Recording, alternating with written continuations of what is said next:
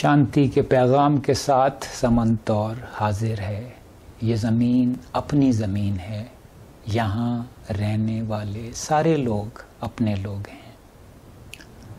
کوئٹہ کے ہزارہ لوگ ایک عرصے سے قتل و غارت گری کا شکار رہے ہیں، مگر پچھلے سال بھر سے اس قتل و غارت گری میں کچھ وقفہ آیا تھا، اور یہ خیال ہوا تھا کہ شاید ایک ایسی جمہوری حکومت قائم ہونے کے بعد جو فوجی حلقوں میں مقبول ہے، اب ہزارہ پہ حملے رک گئے ہیں۔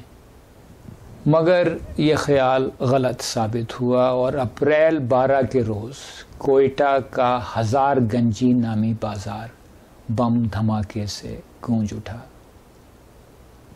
دہشت گردی کی اس کارروائی میں کل 21 لوگ ہلاک ہوئے، جن میں سے 10 کا تعلق ہزارہ برادری سے تھا۔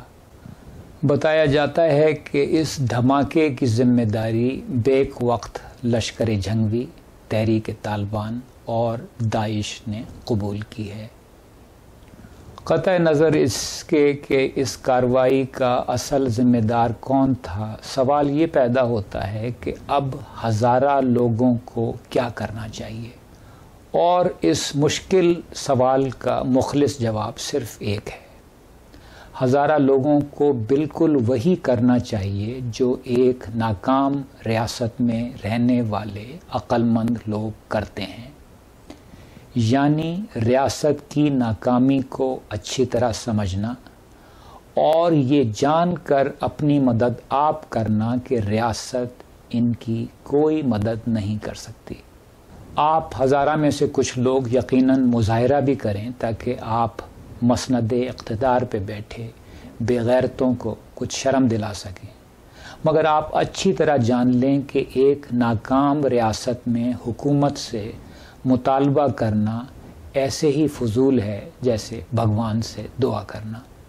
ایک ناکام ریاست میں آپ کو وہ تمام کام خود کرنے ہیں جو مہذب ممالک میں حکومت کرتی ہے، اور ان کاموں میں سر فہرست عوام کی حفاظت کا کام ہے۔ آپ کو ہزارہ لوگوں کو خود اپنی پولیس فورس بنانا ہوگی۔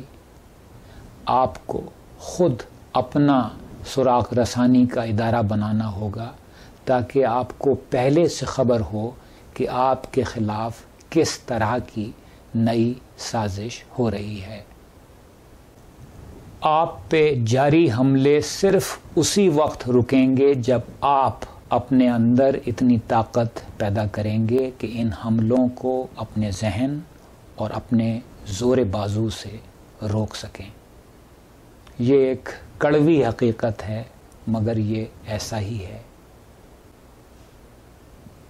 اور آخر میں کوئی بھی شخص جو روز عنقریب آنے والی اپنی موت کے بارے میں سوچتا ہے، کسی بھی دوسرے شخص سے نفرت نہیں کر سکتا۔ ایک خوشگوار زندگی گزارنے کے لیے آپ بھی ایسے ہی سوچئے۔ زندگی رہی تو اگلے شو کے ذریعے آپ سے پھر ملاقات ہوگی۔